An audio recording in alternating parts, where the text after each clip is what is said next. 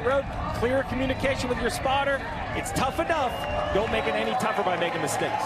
Over 100,000 fans in attendance here at Talladega Superspeedway. It's race number 2 of round number 2. An automatic bid to the next round is on the line for the playoff drivers.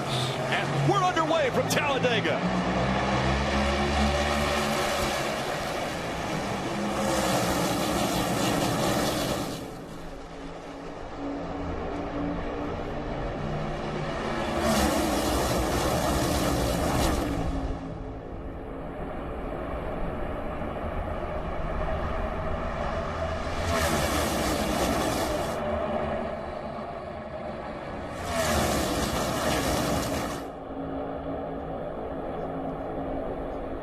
You already see Eric Almirola surging ahead, having pushed the 5 car into the lead.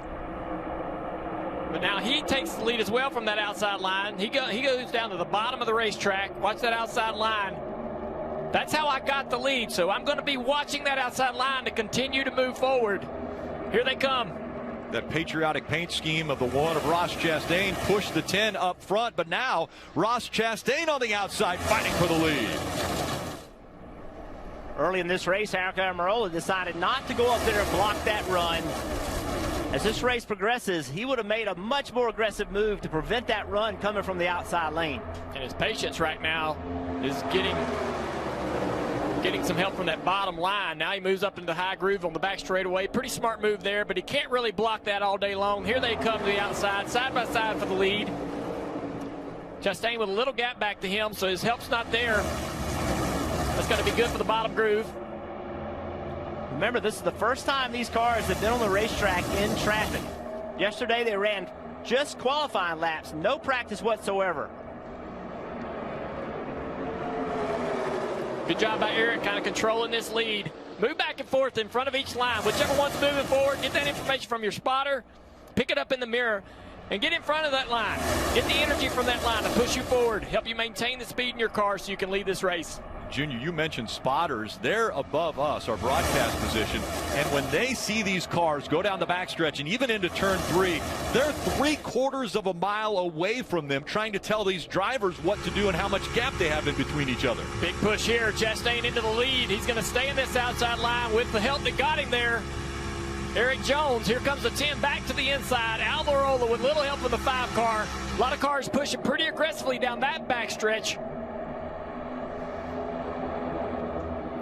Here comes that outside line again. Back and forth they go. The ebb and flow of superspeedway racing.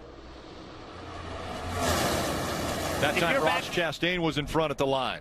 If you're back there in the 5th, 6th, 7th row, you're trying to learn which lane is going to be the best. Right now, you're just kind of sitting, waiting, trying to push the guy in front of you, trying to get your line with some momentum to move forward, but you're learning right now so you can apply later in the race.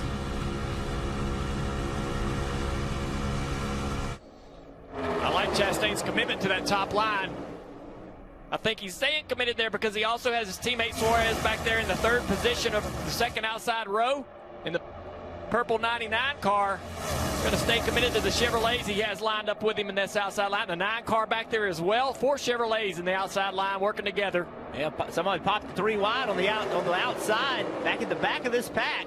You get some big runs being way back in this pack. Underneath that sort of big old parachute of air. Big drafts. And it's so easy to want to take those runs because they're massive. What do you got to lose? Flew right on the Xfinity Mobile cam off the back bumper of Chastain. Here comes another push from the 43 of Jones. Whoa! That's a big contact right there. Pretty aggressive push, but look, it puts them both out front. They're both going to stay in this middle line, though. Is that surprising? I think they like the momentum they're able to create running this higher line. Challenging that bottom groove to get together and work together to come back. Man, I'm clear, but I'm going to stay here. I like that. Kim. And you saw that big push from Eric Jones to Ross Chastain. You're seeing it again now. I talked to Ross this morning about how he feels about getting pushes, and he said, man, the car is so sketchy when you're being pushed, especially the Chevrolets, but it's a fine line. So you want to be pushed, but it's so easy to lose it. We've got to figure out early what we can do, and you're seeing that right now from Chastain and Eric Jones.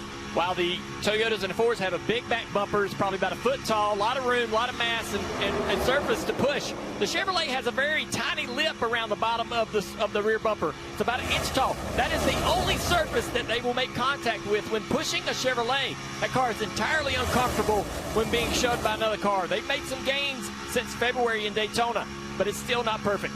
See this third lane on the outside. Not real sure what they're doing, if they're being cautious and kind of working themselves to the back, or if they are trying to get that third lane working. Toyota cam here with Bubba Wallace. I think you got to look at the two guys that are there. You got the 31 car right there and Bubba Wallace as well. Two guys, really, what do they got to lose? Get up here and try this. Let's see how far we can go. We'll work together.